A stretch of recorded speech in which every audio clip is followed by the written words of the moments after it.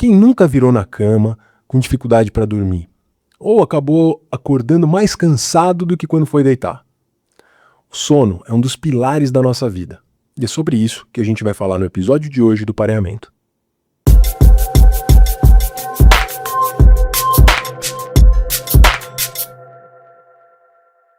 Esse é o Pareamento, um podcast do Instituto Par que tem como objetivo estabelecer uma conexão entre as ciências do comportamento e outras áreas do conhecimento. Meu nome é Henrique Ângelo, sou um cientista comportamental, host do Pareamento, e hoje a gente vai discutir sono. E para essa empreitada, eu chamei duas pessoas muito especiais. Eu chamei a Camila Rodrigues e a Cássia Tomás. Obrigado por terem topado estar aqui comigo nesse primeiro episódio da segunda temporada do Pareamento. Obrigado, pessoal, por terem topado. Vou apresentar primeiro a Camila.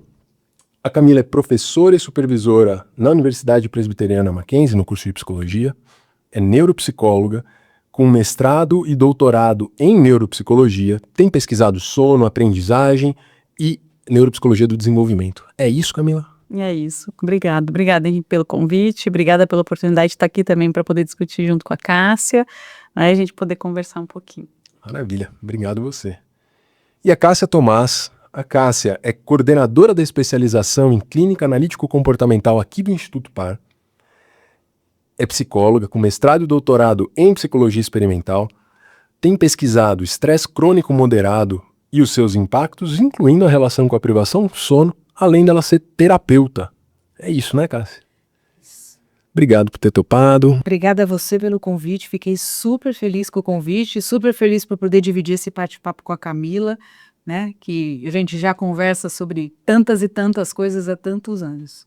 Pois é, as duas já se conhecem muito, eu também conheço as duas há bastante tempo, então vai ser um bate-papo super leve e tranquilo. Espero que vocês gostem. Vamos começar? Vamos lá, vamos. Gente, por que o sono é tão crucial para a nossa saúde? O que acontece no nosso corpo? Por que a gente precisa dormir?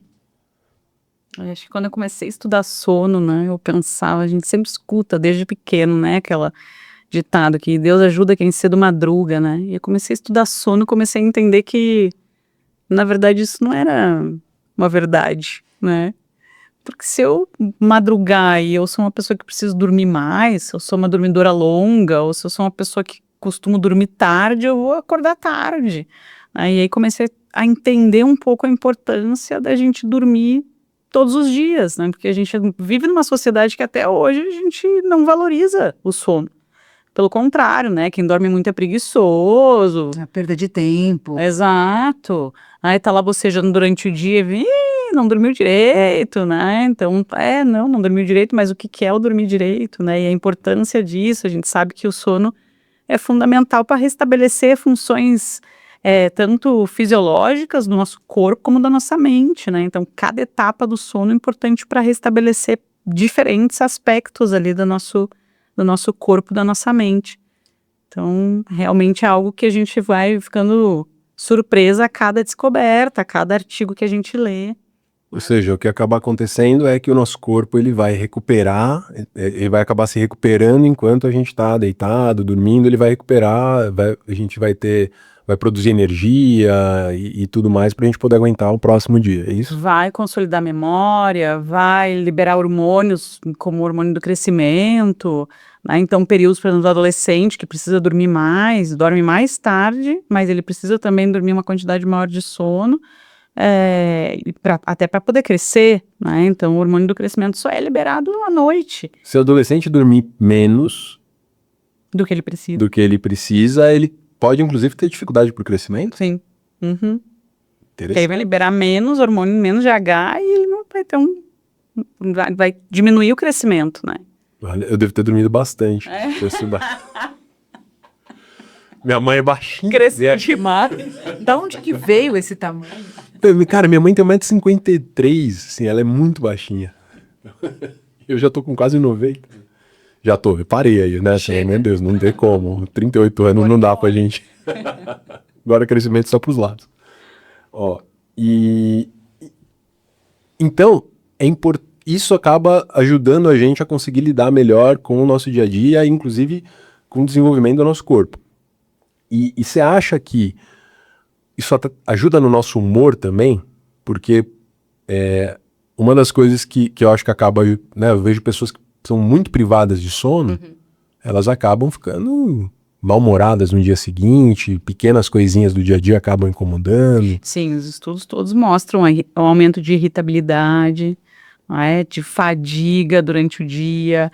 Então, tem exames que podem ser feitos durante o dia, não só durante a noite. Muitas vezes a gente conhece o exame de sono que é feito durante a noite, a polissonografia. Mas durante o dia, também, as pessoas que, para saber se de fato tem uma sonolência excessiva diurna, então vai se dar a oportunidade ao longo do dia, num laboratório de sono, para ver se a pessoa vai dormir, né? Daí isso sim a gente começa a ver o impacto, quando a pessoa durante o dia, quando ela tem a oportunidade de dormir, ela dorme. Não é? Porque outras pessoas às vezes podem precisar dormir menos mesmo. Tem pessoas que são dormidoras curtas, morro de inveja. Porque assim, ela dorme 4 horas e ela tá pronta pra próxima. Também Bom, eu sou desse. Eu durmo 4, 5 horas e eu tô de boa. Se não tem, né? tô essa pessoa. E eu tenho 2 problemas, que eu não sou essa pessoa, mas eu não consigo dormir durante o dia nem a pau. Não consigo. Assim, acordei. Meu corpo fala, ok, agora eu não quero mais saber de dormir, só vou dormir a hora que ficar escuro. Mesmo Eu cansado. deito, conto até 10, eu já dormi. Até isso, facilidade e dificuldade para dormir tem fator genético ou pode ter a ver com o estresse do dia a dia, por exemplo? Características de dormidor curto, dormidor longo, matutino, vespertino, tem uma herança genética também. Mas os hábitos durante o dia vão te facilitar também adormecer, né? E isso pode, inclusive, influenciar a aprendizagem, né? O sono A quantidade de sono que você tem. e a qualidade dele, né? Qualidade. Como que a gente sabe que o sono tem qualidade? Uma das coisas, quando a gente faz na polissonografia, é possível ver o número de microdespertares, que são os despertares não conscientes. Que a gente, às vezes, quando a gente faz, até agora estou terminando um TCC de um aluno que a gente fez um diário de sono. E aí os voluntários, as pessoas respondem todo dia quando ela acorda, né? Todos os dias quando eles acordam durante 7 dias. Quantas vezes eles acham que eles acordaram durante a noite, quanto tempo eles acham que eles levaram para dormir. Só que essa é uma percepção de sono que a pessoa tem, que não necessariamente é a verdadeira, né? Eu mesma, quando eu fui fazer uma polissonografia como voluntária de pesquisa, quando o técnico foi me acordar para tirar todos os fios do eletroencefalograma e tal, eu falei, ai, por favor, me deixa eu dormir mais um pouco, eu não dormi nada. Ele olhou para mim e falou assim, mas tu dormiu a noite inteira. Então, assim, a percepção de sono que a gente tem é muito diferente do que a medida objetiva nos traz. Então, a gente faz um diário de sono, ok, porque a gente precisa que a pessoa, que o paciente nos traga a percepção que ele tem, mas é importante que seja avaliado também a partir de medidas objetivas, porque a nossa percepção, infelizmente, é muito subjetiva, né? Mas você sabe que às vezes eu converso com as pessoas, né, que nem sempre tem a chance de fazer a reserva ideal, falo, às vezes um bom jeito de você avaliar não, mas inferir a qualidade do seu sono bem rasa, é você prestar atenção em como você acorda, né? Porque se você acordar muito, assim, pulou da cama, já tá super desperto, por incrível que pareça, o sono não tá bom.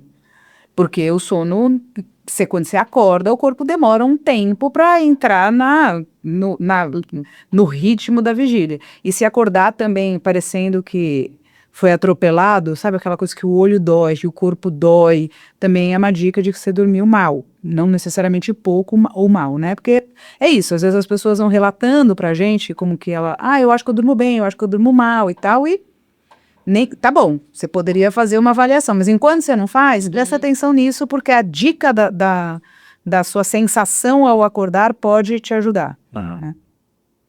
E uma das coisas também que tem sido muito relatado é dificuldade de atenção durante o dia. Pessoas que não tinham dificuldades atencionais, mas começam a ter, e que isso pode estar relacionado a uma noite mal dormida também.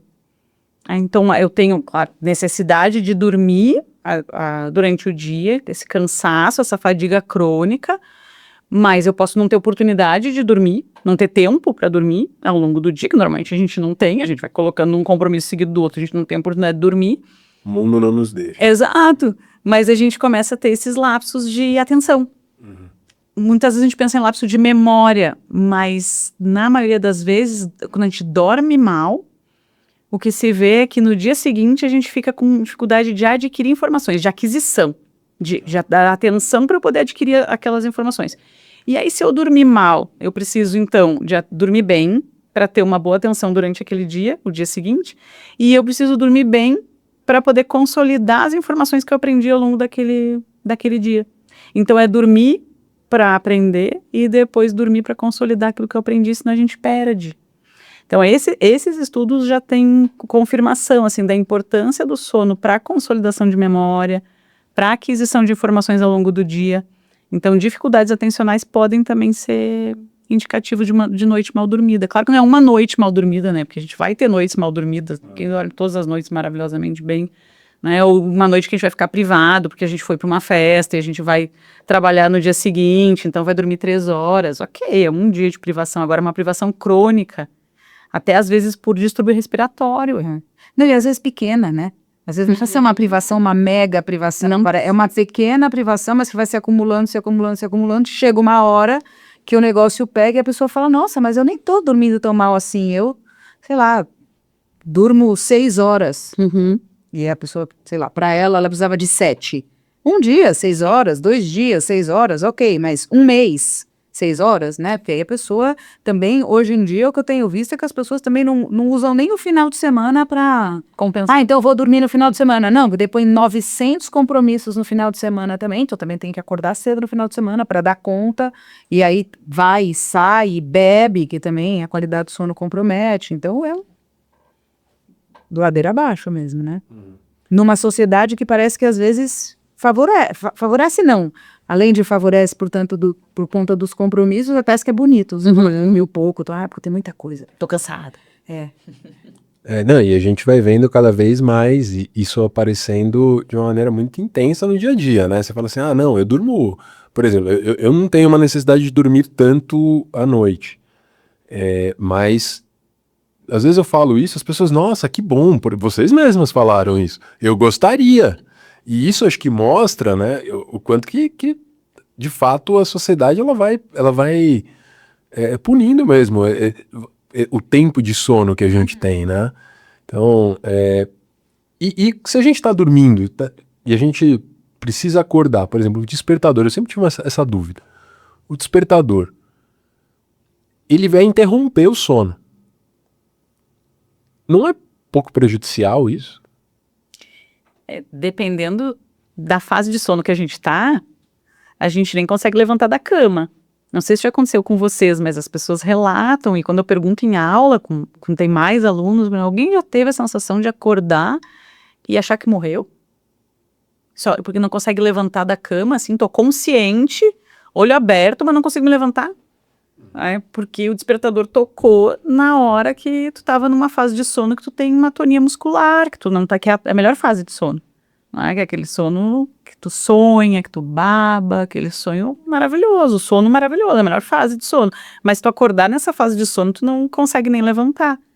Aí o ideal seria que a gente pudesse dormir ao longo da noite toda, pelo menos passar de 4 a 6 ciclos completos de sono.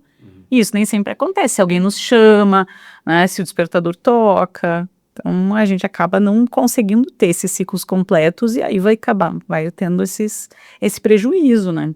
Essa privação, que pode ser por ter dormido pouco, porque alguém nos acordou, pode ser por ronco. Em São Paulo, o que mais tem, no último epidemiológico de sono que foi feito aqui na cidade de São Paulo, mais 50% da população ronca. Da população da cidade de São Paulo ronca. Cidade poluída, muitos casos de rinite. Poluída e também aquelas pessoas que roncam porque foram dormir muito cansados, né? Tem aquela pessoa aí, fui dormir tão exausto, fala assim, nossa, eu estava tão exausto que eu até ronquei. Qual é a ligação? Eu não faço a menor ideia, você pode me ensinar. Mas eu só ouço o relato. Não sei se relaxa mais, não sei só que relato, mas tem que estar do lado, não dorme, né? Será que tem alguma relação com esse estresse da cidade, por exemplo? Porque é isso, a gente tem luz o tempo inteiro, no dia a dia, demanda o tempo inteiro, ainda mais agora, né, que a gente carrega um computador no bolso, a gente não para, né, chega 10, 11 da noite, você tá recebendo mensagem no WhatsApp, você tá tendo que responder e-mail, eventualmente, e aí você já tá com a demanda na cabeça, você já tem um monte de estresse, barulho o tempo inteiro. Não tem silêncio aqui, né? É. Inclusive tem alguns barulhos, é curioso, né? Que tem alguns barulhos que a gente ouve mais à noite. Né? Então, por exemplo, você tá dormindo, passa uma moto. Aquela moto parece estar passando do lado da sua orelha. Durante o dia, passaram outras 200 motos. Mas você nem ouviu, porque ela tá misturada com o barulho de um monte de coisa. E o som vai, né? Então a gente não tem silêncio mesmo. A gente nem nota mais que não tem silêncio. A gente tá tão acostumado que você acha que à noite tá silêncio, mas não tá. Tem um barulho, parece que tem o tempo inteiro. E aí você vai ter, né? Tem gente que se prepara para dormir e tem gente que só apaga. O que isso implica para a gente conseguir ter uma boa qualidade de sono?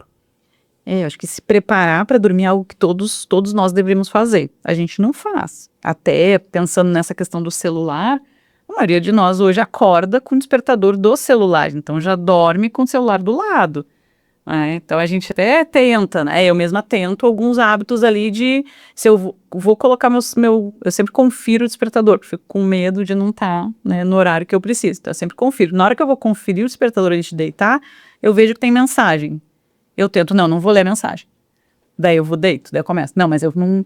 Quem será que mandou a mensagem? O que será que escreveu naquela mensagem? Né? Então, isso vai fazendo a gente ficar ligado o tempo todo, não só com a luz do celular, mas porque daí a partir daquela mensagem, às vezes te perguntaram alguma coisa, ou te mandaram alguma coisa, um endereço, por exemplo, então já vou ver onde é que é esse endereço, aí dali tu já vai para outro lugar na internet, né? Tu tem um mundo ali. E aí isso vai fazendo com que tu não apague, não consiga desligar, né?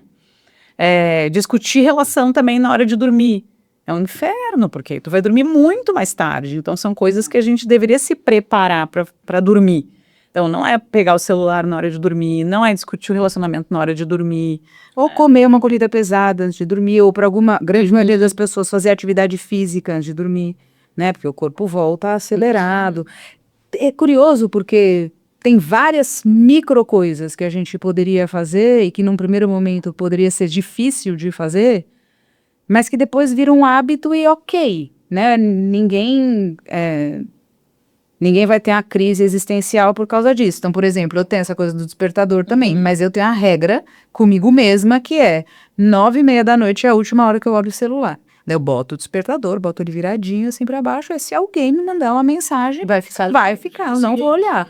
E eu já tô acostumada tanto que, primeiro, poucas pessoas me mandam mensagem essa hora mesmo, acho que elas já sabem que eu não respondo. Eu tô dormindo, mas eu só parei de olhar. Eu já até combinei com meu filho mais velho, se precisar falar comigo a partir dessa hora, você liga. Porque as minhas mensagens ficam tudo no mudo, né? Então é aquela coisa, só ele ou minha mãe ou meu pai podem ligar para avisar que algo... E assim, se você me ligar, é bom que seja uma coisa urgente, porque senão nós vamos ter uma conversa séria.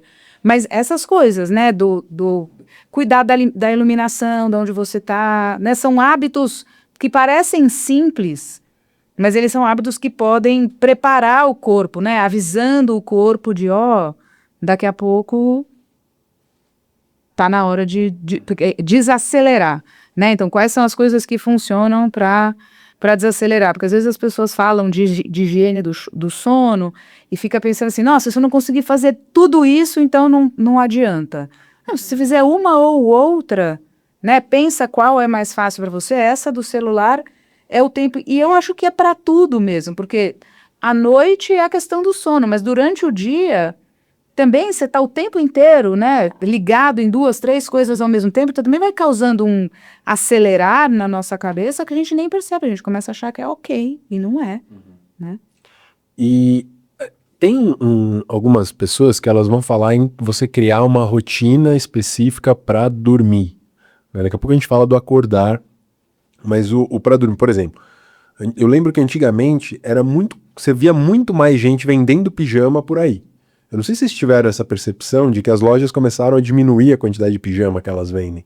Foi uma sensação que eu fui tendo. Eu fui prestar atenção, quando eu fui comprar pijama eu não achava lugar onde tinha. Eu falei, não, porque eu tava querendo... Não, ó, porque aí eu vou parar pra eu me trocar, né, tomar um banho, escovar o dente e deitar. Me dera criar uma rotina ali. E não achava lugar onde vendia pijama. Foi difícil.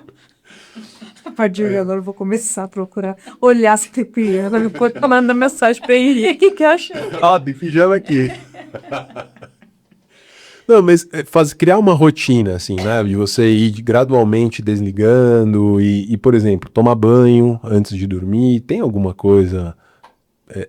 É só a rotina, né? Você tomar um banho antes de dormir, essas coisas, ou tem alguma parte fisiológica, neurobiológica que ajuda quando... Eu acho que o que funciona às vezes para umas pessoas não funciona para outras, né? Então, o café é uma das coisas, por exemplo, que para mim, eu posso tomar café sentada na cama. Eu posso deixar a xícara na cabeceira que eu deito e durmo. Eu também. Eu também. Inclusive, isso é ruim, porque quando eu preciso... não tomou café pra acordar? Você é nada. Nada. Eu tomo café pra se eu tiver com fome, e porque eu gosto do gosto, mas é isso. Agora, tem gente que não toma café depois das 7 da noite, porque senão não vai dormir. Gente, a pessoa, né? Como assim? Isso é estranho. Não, tem gente que eu sou almoço. E a pessoa relata taquicardia mesmo. Eu falo, tá, né? Mas pensando fisiologicamente, não. A vida do café é muito rápida, né? Então, assim, ela é eliminada rapidamente do nosso organismo. Então, não teria uma coisa, eu não posso tomar café depois das 7 da noite, mas as pessoas, psicologicamente mesmo, pensam, no café é um estimulante, então não vou tomar. Então, pensar que outros estimulantes também, situações, né, não só pensar em substâncias estimulantes, mas situações que estimulam, que é melhor a pessoa evitar à noite, justamente para poder criar essa rotina. Mas também acho que é importante que não seja uma rotina tão rígida, né? Porque conheço pessoas assim que até por estudar sono acabam evitando até de sair, de ir num casamento de alguém da família, porque assim, não, eu vou mudar o meu horário de dormir. Daí já vira... E aí, provavelmente, ela não dorme não porque ela mudou o horário de dormir, porque ela ficou ansiosa, né? Ela fica pensando que ela não vai dormir, que ela não vai dormir, que ela não vai dormir, e aí ela não dorme mesmo. Mas não porque ela mudou a rotina, né? Porque ela já foi dormir numa condição emocional completamente diferente, né? A ansiedade, ela é excitatória. Ou seja, o que a gente está falando aqui é dificuldade para dormir. Então a gente pode entrar em um dos distúrbios do sono, que é a insônia. Uhum, sim, e aí a gente tem que pensar que também a maior parte das insônias são insônias que não tem uma causa, né? Ou que a causa é psicológica. Tá. Por isso, hoje, a psicoterapia é tão importante para a insônia. Se a gente for ver, a maior parte dos casos de insônia são mulheres. Que são pessoas que são muito mais queixosas do que os homens. Então, distúrbio de sono em homem é ronco, apneia. A maioria dos roncos e apneia é em homem. Tem mulher que ronca e que tem apneia? Tem, mas é menos do que os homens. Já a insônia, tem muito mais mulher com insônia do que homem. Aí tu junta, no casamento, um homem que ronca com uma mulher com insônia, pronto, né? Ela não dorme e o cara ronca, e daí que ela não dorme mesmo. Ela em casa não é assim, não. A Tuane dorme, que é uma beleza. Fica bem. Tá, seu. Mas é isso, né? Na verdade, o que acaba acontecendo o que eu vejo muito também muito se fala, né, da insônia, porque eu não vou dormir, porque eu não vou dormir, porque eu não vou dormir e tal. Eu acho que eu tenho uma experiência, né? Claro que você conhece muito mais os estudos que eu, mas eu vejo muitos homens se queixando de insônia até no consultório, homens e mulheres. Adolescentes se queixando de insônia. Eu falava, meu Deus do céu, quando eu era adolescente, você me deixasse dormir 15 horas. Não é? Então, dá um pouco essa sensação mesmo, né? De que parece que é um problema que está ou ficando mais frequente ou as pessoas relatando mais também, né? Porque acho que a própria condição um relata, o outro conta, eu também tenho, isso acontece comigo também. Porque às vezes a pessoa tem um sono, ela pega no sono, mas tem dificuldade de manter, aí acorda à noite, né? A gente tem algumas queixas que são assim, que não é que a pessoa tem dificuldade de dormir, ela dorme. E aí ela acorda no meio da noite e aí fica preocupada que ela não vai conseguir dormir de novo, e aí que ela não dorme mesmo, né? Porque aí os pensamentos intrusivos invadem e já era. Então, acho que Eu vejo exatamente isso mesmo, uma super, super preocupação com, ai meu Deus do céu, se eu não vou dormir, né? As pessoas que têm insônia, o fato delas terem insônia vira um estressor extra, uma condição extra que dificulta ela conseguir dormir. Começa a se aproximar o horário da noite ali, o horário de dormir, e ela já vai. Então, isso aí esses hábitos são importantes. Então, se é importante para ti ter um pijama para dormir, se aquilo te traz prazer, o tipo de lençol, né? Já tem pessoas que dormem com qualquer camiseta velha surrada. É o que aconteceu, porque eu não achei pijama. Não achou o pijama. A camiseta mais confortável. Daqui a pouco vai ter o pessoal comentando que baixa um monte de link de pijama, né, pra eu comprar. Gente, mas não tem coisa mais confortável que roupa velha pra dormir. Né? Não, tem. Tem várias. Agora, quando que uma dificuldade pra dormir começa a ser preocupante e a gente fala em insônia? Aí acho que a gente precisa, quando aquilo é recorrente, né? Então não acontece uma vez por semana, né? Mas aquilo acontece com frequência e vai trazendo um impacto no dia, porque daí ela ou se é uma insônia do início de noite, né? Ela vai acabar dormindo menos, porque ela tem hora para acordar. Se é uma insônia do meio da noite lá, de manutenção, né? Ela vai cortar os ciclos, as fases de sono. E também vai ter um prejuízo. Ou mesmo de final do dia, acordar bem antes do que precisava, né? Então o despertador tá lá para tocar às 5 da manhã e às 3 já tá lá de olho arregalado. Dormiu menos do que precisava, em princípio. Mas para a gente saber se é, de fato, uma insônia que está trazendo um impacto, precisa ver a consequência diurna. O que está acontecendo durante o dia? Né? Porque também a gente pode estar diante de uma pessoa que precisa dormir menos, não precisa dormir tanto. Talvez a gente nem chame de insônia. Exato. Aí tá tudo bem. Mas aí, então, a pessoa ela tenta se forçar a dormir mesmo sem precisar. É isso? Certo em alguma medida? Uma das possibilidades que acho que ela está dizendo é isso. Por exemplo, essa pessoa que acorda antes, né? Às vezes, se ela está durante o dia, tá tudo bem, né? Tá atenta, tá qualidade de vida tá saudável, digamos assim, então talvez ela só seja uma pessoa que precisa dormir menos.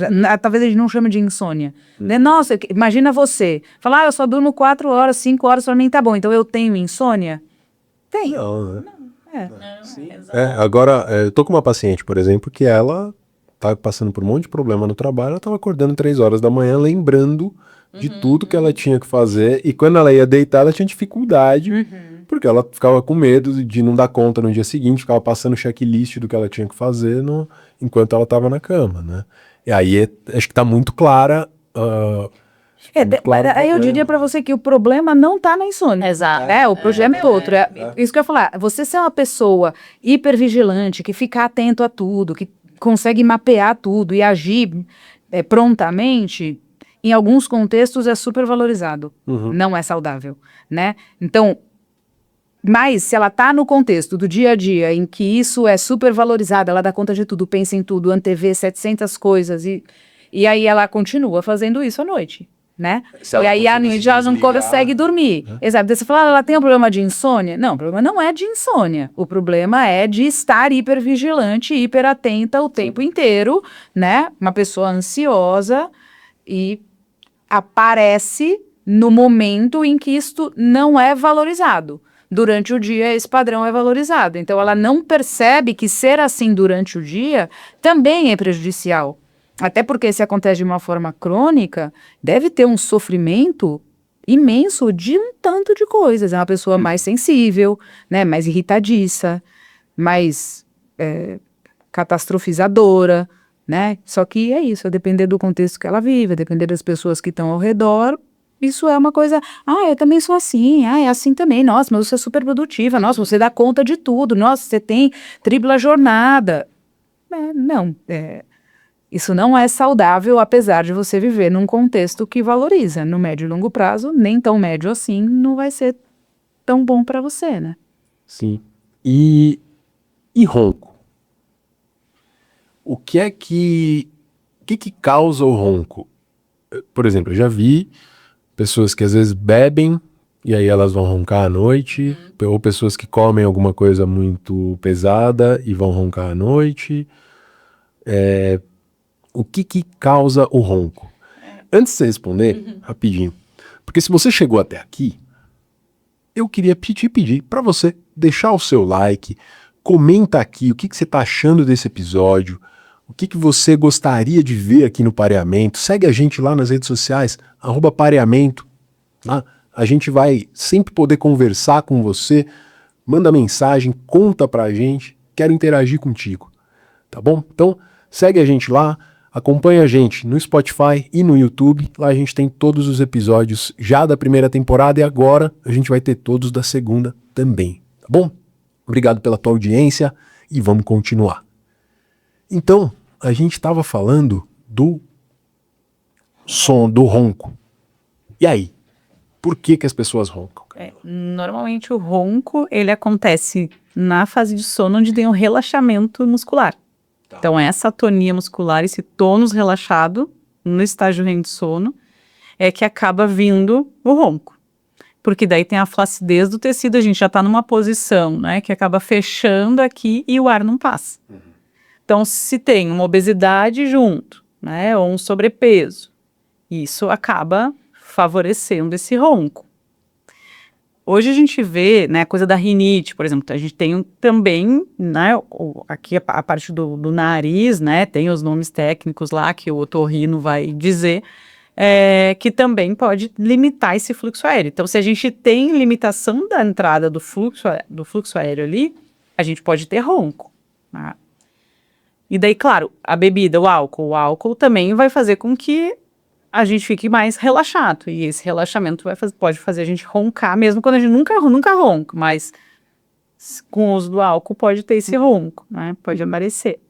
Então, é uma coisa muito mais anatômica, por isso que uma das sugestões, né, de tratamento é cirurgia, só que já se sabe que o tratamento cirúrgico para retirada das tonsilas, né, palatinas, é muito mais eficaz quando criança. Então, já se sugere, né, isso o otorrino precisa avaliar, mas quando acontece de ter a adenoide aumentada, então a indicação é cirúrgica. E tem se visto que quanto mais cedo, melhor a resposta para o ronco. Já no adulto, a cirurgia não tem tanta eficácia. Olha. Por isso que, assim, faz a cirurgia, mas depois volta. Ou seja, para salvar casamentos é só tampão na orelha. Ou aquele CPAP, né? Ou usando o CPAP, que acaba sendo a coisa mais... o tratamento mais eficaz para o adulto. Tá. Né? Só que, claro, daí tem outra questão do CPAP, que é a adesão ao tratamento, que é uma máscara que coloca, né? Então, muitas vezes a pessoa não quer colocar aquela máscara, não quer dormir com aquela máscara, é difícil a adesão ao tratamento. Então, tem também importância ali do psicólogo nessa adesão ao tratamento.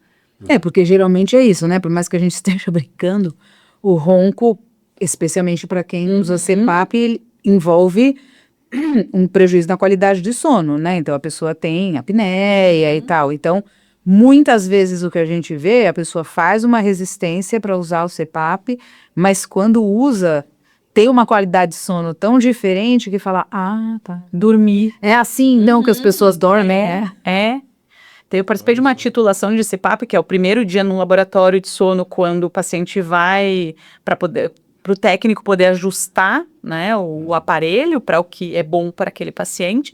Nossa, na noite, quando o cara acordou, depois de uma noite de CPAP, a primeira noite da vida dele com CPAP, ele disse, meu Deus, eu nunca tinha dormido assim na vida.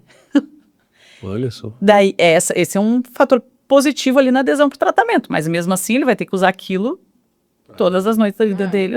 Então não é tão simples, mas é fazer, gostei aqui no laboratório, agora vai para casa, como é que vai fazer, né, dar continuidade a esse tratamento. E então o papel que a gente teria é pensando em adesão a tratamento, ou seja, se alguém aqui que está ouvindo a gente, está assistindo a gente, tiver problema de ronco, vai procurar um otorrino, um médico do sono. Isso. Tá.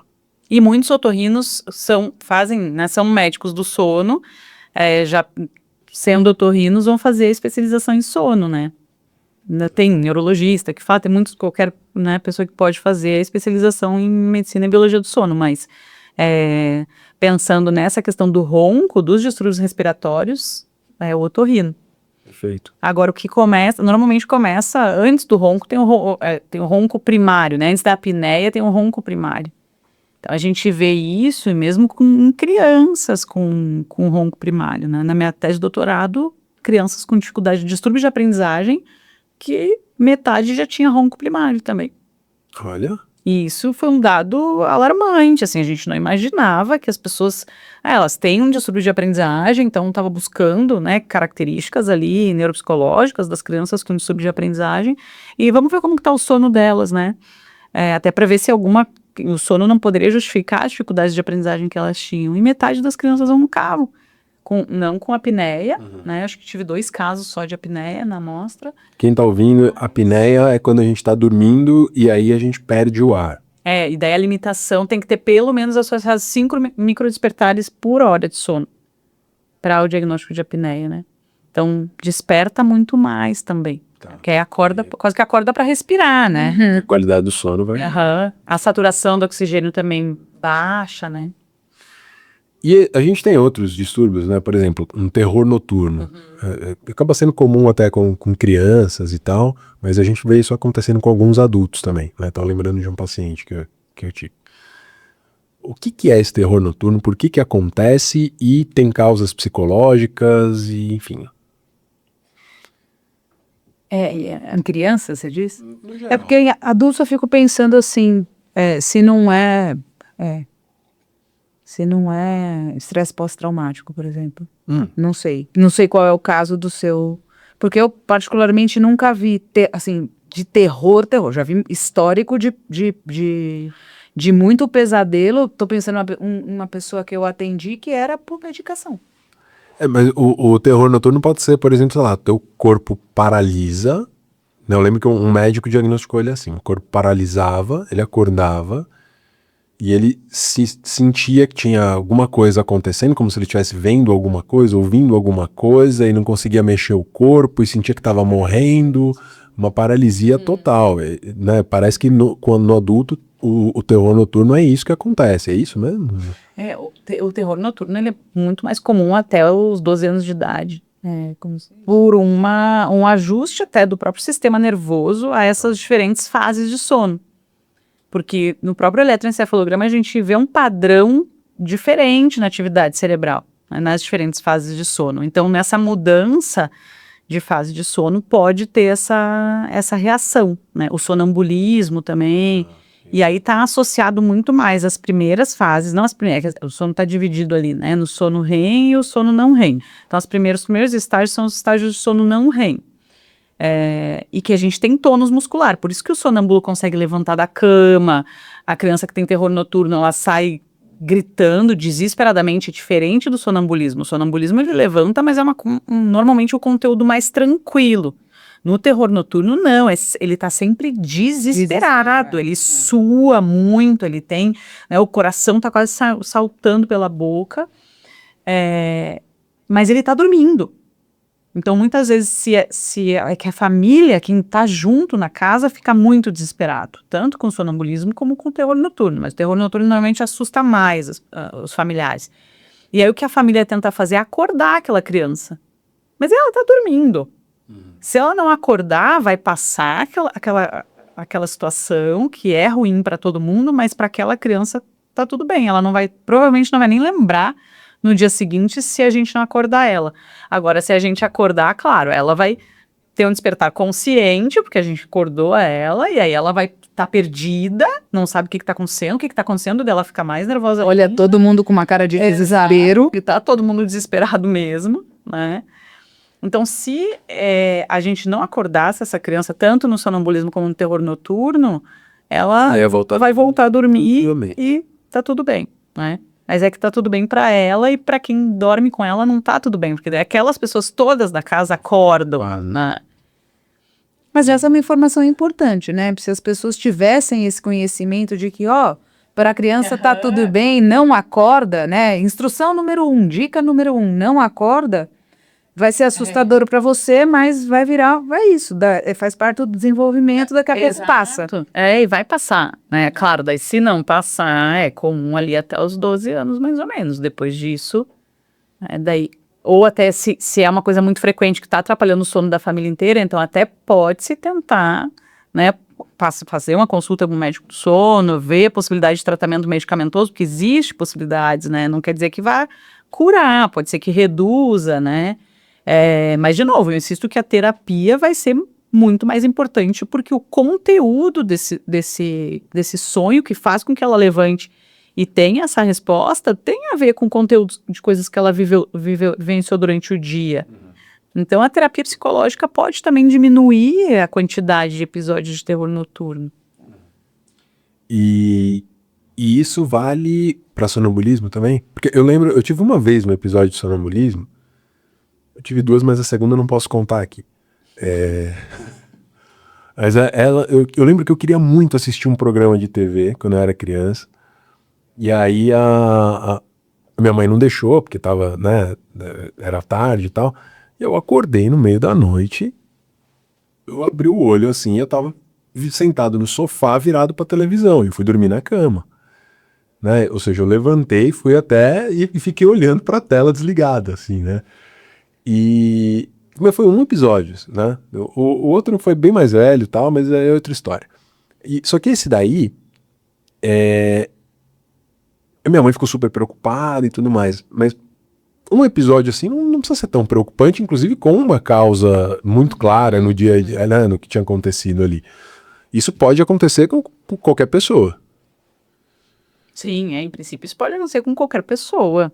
Isso é um episódio isolado que está totalmente relacionado com algo que ela viveu ali naquele dia. Não tem mesmo com o que se preocupar. Perfeito. Não, isso é importante, né? Porque a gente está aqui falando e, pô, às vezes as pessoas ficam, nossa, meu filho levantou à noite, ou... E um adulto que tenha sonambulismo? Aí a gente se preocupa? Ou... Se preocupa um pouco mais. Porque, por exemplo, no caso que tu deu exemplo ali do teu paciente, muito provavelmente não era nem terror noturno. Né? Pode ser uma paralisia do sono, um distúrbio comportamental do sono REM, daí tem outros, né? Outros distúrbios possíveis ali no adulto. O sonambulismo e o terror noturno não é tão comum. Entendi. Porque aí não tem uma relação neurológica tão clara, ou se tiver, aí já é algum distúrbio mais grave, assim, aí tem que fazer algum... Interessante. Avaliação. Uma avaliação, ou seja, recebeu o diagnóstico errado. Pode ser.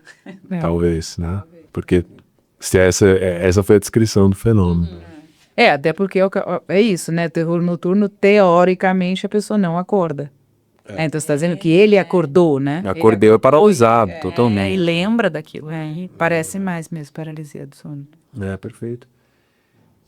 E, para a gente finalizar aqui, que dica que vocês poderiam dar para as pessoas que querem dormir melhor, acordar melhor e viver melhor? Eu acho que a primeira coisa é aceitar que dormir é bom e é necessário, né? Porque enquanto a gente fica nessa coisa da sociedade produtiva, né? Eu tenho que ser produtiva, então eu tenho que produzir, eu não consegui terminar as coisas de hoje, então eu preciso terminar de madrugada enquanto está todo mundo dormindo, né?